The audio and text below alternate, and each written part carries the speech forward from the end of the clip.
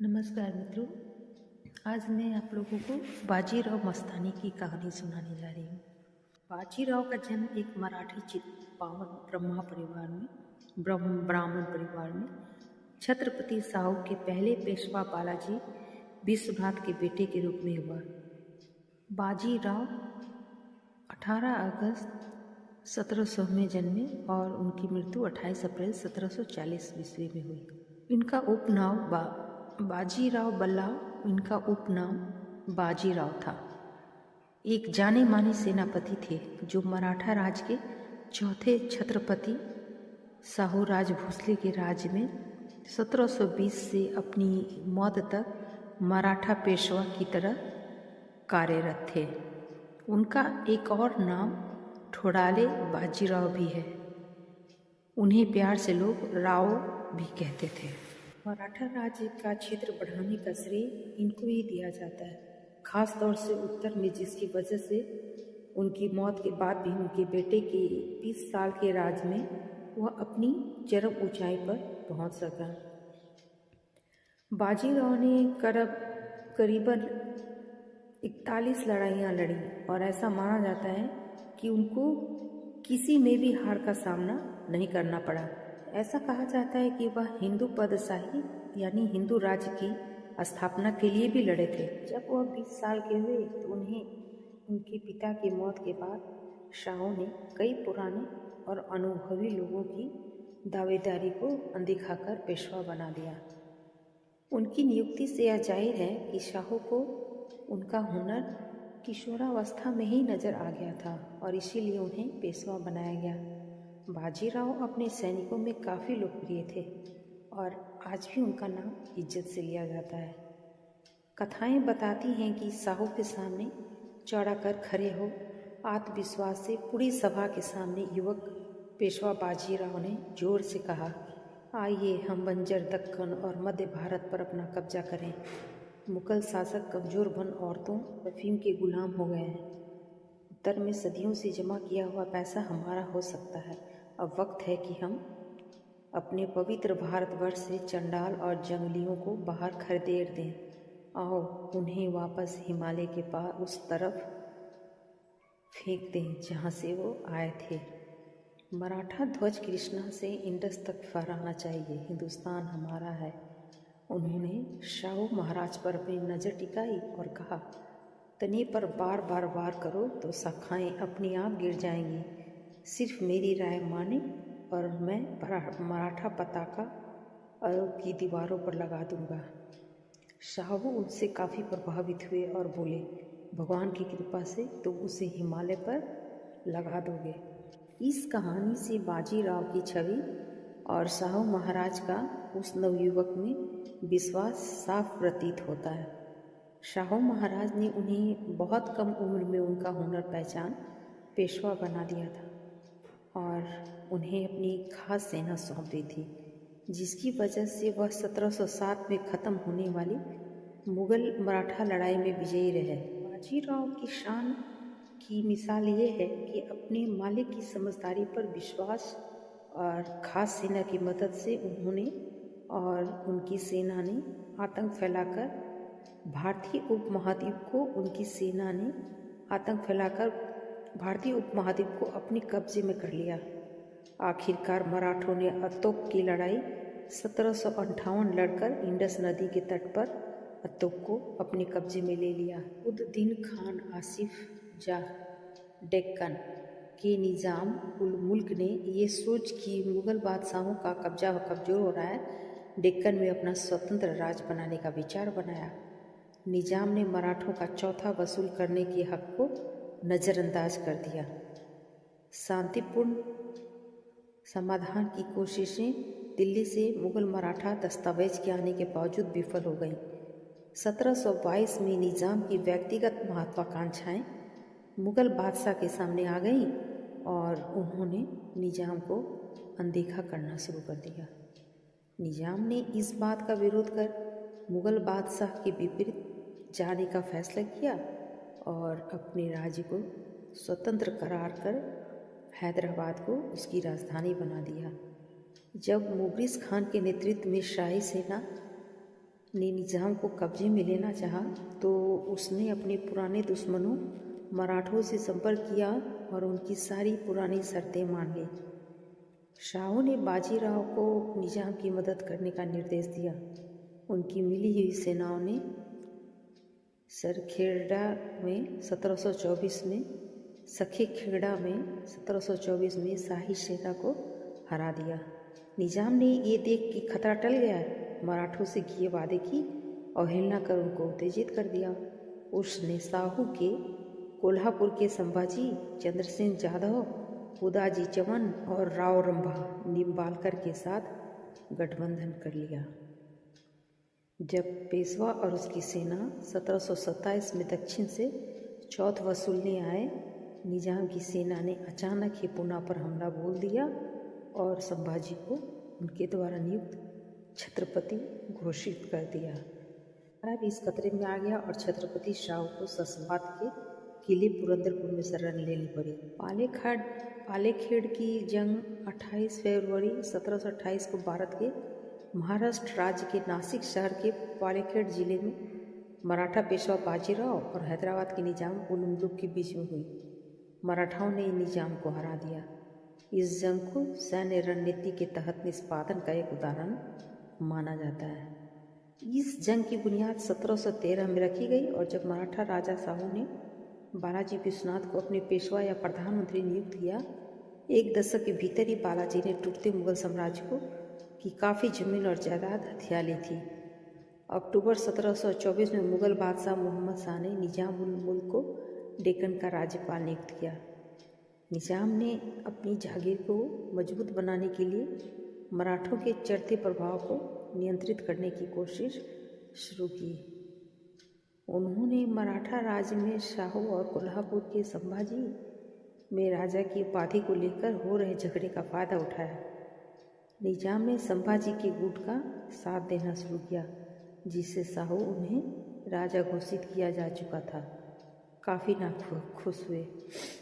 निजाम ने जमींदारों द्वारा मराठों को दिए जाने वाला चौथ को भी बंद करवा दिया। जंग की पृष्ठभूमि बाजीराव की सेना की मराठा राज्य के दक्षिण दिशा से मई 1727 में वापसी से शुरू हुई। इसके बाद शाहू ने निजाम उल मुल्क से चौथ की वापसी पर हो रही बातचीत बीच में ही बंद कर दी। निजाम ने करीब 6 महीनों तक बाजीराव की सेना का पुणे के आसपास के इलाकों में पीछा किया, जहां बाजीराव ने जोड़ और बचाव की चालों की श्रृंखला चली और अंत में निजाम को पालखेड़ में घेर लिया। 1728 का पालखेड़ अभियान 2 वजहों से मशहूर है। पहला, क्योंकि फील्ड मार्शल मोतुंग मेरी ने अपनी किताब अ हिस्ट्री ऑफ वारफेयर में उसे रणनीति में प्रतिभाशाली चुना है। यह एक पूरी तरह से पूर्व नियोजित रणनीति थी या परिस्थितियों के जवाब में चतुर काम चलाओ नीति थी, ये बात ज्ञात नहीं है। दूसरा, इस अभियान की सफलता के बाद मराठों का प्रभुत्व डेक्कन में भी स्थापित हो गया और आगे के जोखिमों के लिए भी राह बन गई। इससे निजाम उल मुल्क द्वारा शाहू से हथिया गया चौथ और सरदेश मुखी का दावा भी वापस शाहू के पास आ गया। विभिन्न कारकों ने पालखेड़ के अभियान में योगदान दिया। सबसे प्रमुख कारक था निजाम का चौथ और सरदेश मुखी की भरपाई को यह कहकर रोक देना कि इन दोनों का शाहू और संभाजी में से असली दावेदार कौन है, ये साफ नहीं है। इसके साथ समय भी उपयुक्त था, क्योंकि पेशवा और मराठी सेना उस समय कर्नाटका में स्थित थी। सतारा और कोल्हापुर के दरबार के बेंच में पनप रही दुश्मनी, इस दुश्मनी का फायदा निजाम उल मुल्क ने खूब उठाया, जिसने संभाजी के साथ शाहू के विरुद्ध गठजोड़ कर लिया। पेशवा और प्रतिनिधि के बीच की तकरार, प्रतिनिधि निजाम उल मुल्क से अच्छे संबंध बनाए रखना चाहता था, जबकि बाजीराव विस्तारवादी नीति की वकालत करते थे। बाजीराव और मराठा सेना को दक्षिण में कर्नाटक अभियान से वापस बुलाया गया। मई 1727 में बाजीराव ने शाहू को निजाम उल मुल्क से बातचीत का सिलसिला बंद कर सेना को तैयार होने का आदेश देने को कहा। बारिश के ख़त्म होने और जमीन पूरी तरह से अभियान के लिए तैयार होने से बाजीराव औरंगाबाद की ओर बढ़ने लगे। जलना में इवज खान के साथ एक छोटी सी जंग के बाद जैसा सोचा था, बाजीराव युद्ध क्षेत्र से बुरहानपुर की तरफ बढ़ गए। निजाम उल मुल्क की सेना ने बाजीराव का पीछा किया। बाजीराव फिर उत्तर खंदेश की तरफ से पश्चिम में गुजरात की ओर मुड़ गए, लेकिन निजाम उल मुल्क ने पीछा करना छोड़ दिया। दक्षिण में पुणे की तरफ बढ़ना बेहतर समझा। यह दोनों सेनाओं में कार्य कैसे करते हैं के बीच में एक दिलचस्प वजह और तुलना है। निजाम ने अपने साथ काफ़ी बड़ी सेना ली, जिसमें पूरे अभियान तक चलने के लिए सामग्री थी। निजाम ने अपनी जनाना यानी औरतों को भी अपने अभियान में साथ ले लिया। मराठा सेना काफ़ी कम सामान लेकर चली और रास्ते में लूट मचाते हुए अपने लिए सामग्री इकट्ठा करने लगी।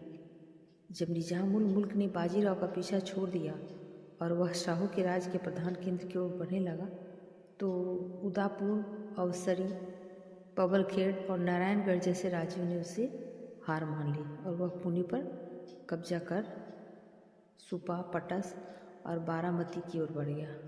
बारामती में निजाम उल मुल्क को बाजीराव के औरंगाबाद की ओर बढ़ने की खबर मिली। निजाम उल मुल्क उत्तर में मराठा सेना से भिड़ने के लिए बढ़ने लगा। अब तक उसे पूरा यकीन था कि वह बाजीराव और उसकी सेना को रौंद देगा, पर ऐसा नहीं होना था। कोल्हापुर के राजा संभाजी ने बाजीराव के खिलाफ अभियान में निजाम उल मुल्क का साथ देने से मना कर दिया। निजाम उल मुल्क को पालखेड़ में 25 फरवरी 1728 को एक निर्जल पथ पर घेर लिया गया। इवाज खान के माध्यम से निजाम उल मुल्क ने अपनी व्यथा का संदेश भेजा और उसकी सेना को नदी के पास जाने का मौका दिया गया। मराठों ने निजाम को हरा दिया और उसे 6 मार्च 1728 को मुंगी पैठान गांव में शांति समझौते पर हस्ताक्षर करना पड़ा। मुंजी शिवा गांव की संधि के तहत निजाम को कुछ रियायतें देने के लिए मजबूर किया गया। छत्रपति शाहू को एकमात्र मराठा शासक की पहचान दी जाए, मराठों को डेक्कन में चौथ और सरदेश मुक्ति की वसूली का हक मिले, वापस भेजे गए उन राजस्व संग्राहकों को फिर से नियुक्त किया जाएगा, बाकी राजस्व छत्रपति शाहू को दिया जाएगा। अक्टूबर 1728 में बाजीराव और उनकी सेना ने मालवा पर धावा बोला। उनकी सेना में शामिल थे उनके भाई चिम्माजी अप्पा, तनुजी शिंदे, मल्हार राव होलकर और उदाजी पवार, जिन्होंने बाद में मराठा राज्य के सेनापति और राजाओं बन खूब ख्याति हासिल की। मराठा सेना ने मुगल सेना को हरा मालवा पर कब्जा कर लिया। मुगलों ने मराठों को हटाने के लिए पहले अम्बेर के सवाई जयसिंह और फिर मोहम्मद खान बंगास को नियुक्त किया, पर मालवा से मराठों को हटाने की उनकी कोशिश नाकामयाब रही। मुगलों ने अपने राज्यपाल मोहम्मद खान बंगास के नेतृत्व में 1727 में बुंदेलखंड की घेराबंदी कर दी। उसके राजा छत्रसाल शिवाजी के समय से उनकी मराठों से दोस्ती के चलते मराठों से मदद मांगी, लेकिन क्योंकि मराठा सेना कहीं और व्यस्त थी, शाहू समय से उन्हें मदद नहीं भेज पाए। छत्रसाल ने मुगलों को तगड़ी टक्कर दी, लेकिन अंत में घायल अवस्था में मोहम्मद खान बंगास द्वारा जैतपुर में बंदी बना लिए गए। छत्रसाल ने फिर एक खत के माध्यम से पेशवा बाजीराव से मदद मांगी, कुछ इस तरह से, जो गत भई गजेंद्र की वही गत हमरी आज, बाज जात बुंदेल की बाजी राखियो लाज। उस समय पेशवा बुंदेलखंड के नज़दीक थे और वह अपनी सेना के साथ छत्रसाल की मदद के लिए पहुंचे। मुगल सेनापति मोहम्मद बंगास को जैतपुर में घेर लिया गया, जिससे अंत में बंगास को हार स्वीकार करनी पड़ी। उसने बाजीराव से दिल्ली सुरक्षित पहुंचने की गुहार की, जो बाजीराव ने इस शर्त पर कबूली कि वह दोबारा छत्रसाल को परेशान नहीं करेगा। बाजीराव का एहसान मान राजा छत्रसाल ने खुली सभा में उन्हें अपना गोद लिया बेटा करार दिया। और उन्हें एक निजी जागीर दी जिसमें शामिल थे सागर, बांदा और झांसी।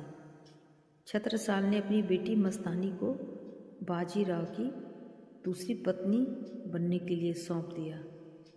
मस्तानी ने बाद में बाजीराव को एक बेटा दिया जिसका नाम था शमशेर बहादुर। मराठा और सिद्दी की लड़ाई तब बढ़ी जब एक सिद्दी फौजदार सिद्दी सत ने कोकर के परशुराम इलाके में एक मंदिर, हिंदू मंदिर को खंडित किया और ब्रह्मेंद्र स्वामी नाम के संत की अवहेलना की। यह 1729 में हुआ जब ब्रह्मेंद्र स्वामी के शिष्य जंजीर के सिद्दी को सवनूर के नवाब द्वारा तोहफे में दिए हुए हाथी को रास्ते में ले जा रहे थे और मराठा सरखेल कान्हाजी अंगेरे की तरफ सेना की टुकड़ी ने उस रास्ते में कब्जा कर लिया। इसी स्वामी की साजिश समझ फौजदार ने स्वामी और उसके शिष्यों को चोट पहुंचाया, परशुराम मंदिर को नष्ट कर दिया। ब्रह्मेंद्र स्वामी बहुत पूजनीय थे, इसलिए इससे मराठा और सिद्दियों की पुरानी दोस्ती में दरार आ गई। इसी बीच सिद्दी नवाब रसूल याकूत की 1733 में मौत हो गई और उनके बेटों में गद्दी के लिए लड़ाई होने लगी। कान्होजी अंग्रे की भी 4 जुलाई 1729 को मौत हो गई और उनके बाद उनके पुत्र अगले मराठा सरखेल बने। बाजीराव ने सही वक्त देख अपनी सेना भेज जंजीरा पर कब्जा कर लिया। किला कब्जे में आने ही वाला था, लेकिन जब तक शेखो जी की 1733 में असामयिक मृत्यु हो गई। शेखो जी के भाई संभाजी ने मराठों के आदेश मानने से मना कर दिया और उनके असहयोग की वजह से यह घेराबंदी हटानी पड़ी। किस्मत से सिद्दी के बेटे अब्दुल रहमान ने बाजीराव से अपने भाइयों और चाचाओं के साथ समझौतों के लिए बात की, जिसमें मराठों ने उसकी यथासंभव मदद की। इसके बदले में सिद्दी के पुराने इलाके जैसे रायगढ़, देवास, चौल और थल को मराठा क्षेत्र की पहचान दी गई 1736 में। बाकी भाई भी मराठा से लड़ाई को निरर्थक समझ बाजीराव के शरण में आ गए। सिद्दी फिर सिर्फ जंजीरा, अंजनवेल और ग्वालकोट के इलावनों में सिमट कर रह गया और उसकी ताकत बहुत कम हो गई। मुखिया सिद्दी सैट भी चीमाजी अप्पा के साथ लड़ाई में मारा गया। इस तरह से हाथी युद्ध खत्म हुआ।